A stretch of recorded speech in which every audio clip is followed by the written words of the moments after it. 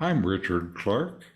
I record these talks every day as a way to deepen my inquiry. Listen each day and deepen your own practice. Welcome. I'm reviewing and commenting on the book Talks with Sri Ramana Maharshi. Today is from Talk 442. Sri Bhagavan observed, "Then it is asked, a seed is the product of the tree which must have existed once in order that it may be reproduced.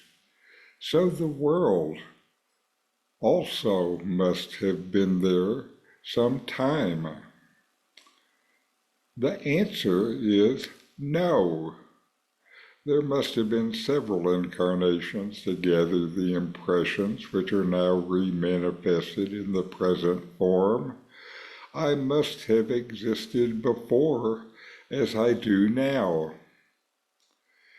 The straight way to find an answer will be to see if the world is there. Admitting the existence of the world, I must admit a seer who is no other than myself. Let me find myself so that I may know the relation between the world and the seer. When I seek the self and abide as the self, there is no world to be seen. What is the reality then? The seer only, and certainly not the world.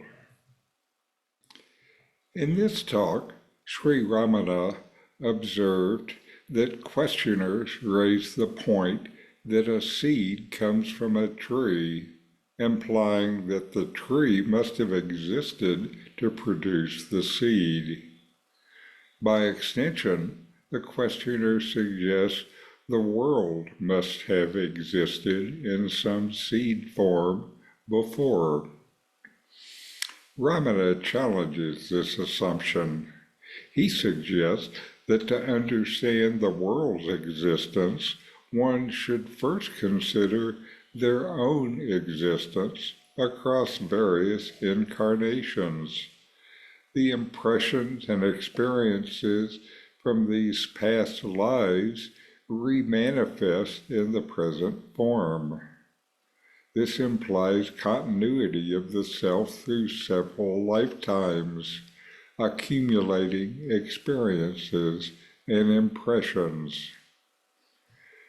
The Maharshi then directs the attention to the existence of the world from the perspective of the seer, who is the observer of the world.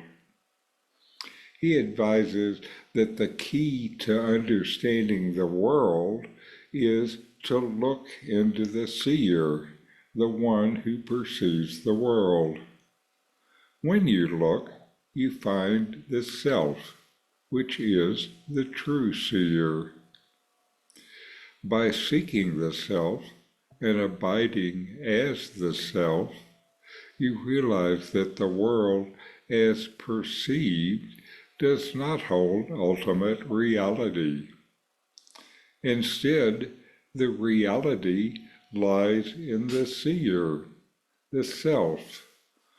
The world appears and disappears, but the self remains, always constant. In this talk, Ramana emphasizes the importance of self-inquiry. This is how to investigate the seer. He says that the real inquiry is not about the external world, but about understanding the true nature of the self. By focusing inward and discovering the self, you perceive the world differently, no longer filled with separate objects, but rather as something appearing within the self. The mind and ego, which create the sense of individuality and separation, dissolve in the light of the true self. Ramana Maharshi's teachings here highlights that happiness and suffering are tied to the mind and ego. The mind creates distinctions and attachments, leading to suffering.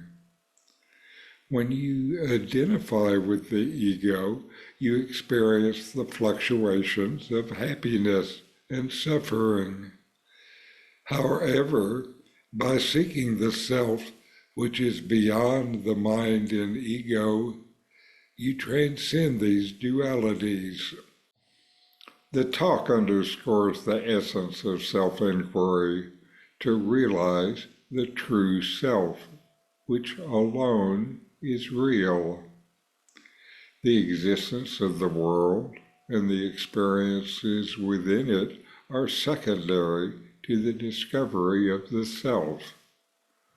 By abiding in the self, you find that the world is not separate from the seer, but a manifestation of the self. The ultimate reality is the self, and realizing this leads to liberation from the illusions created by the mind and ego. So know yourself and be always free and at peace. In 40 verses on reality, Ramana Maharshi explains the nature of the self, the ultimate reality, and self-inquiry. My new book, with my comments and inquiry questions, opens these teachings up and brings them into your practice and experience. Available now from Amazon. Link in the video description. These videos bring Ramana's teachings into your direct experience. Click subscribe to see more. Click thumbs up to like, and send questions and start a dialogue with a comment.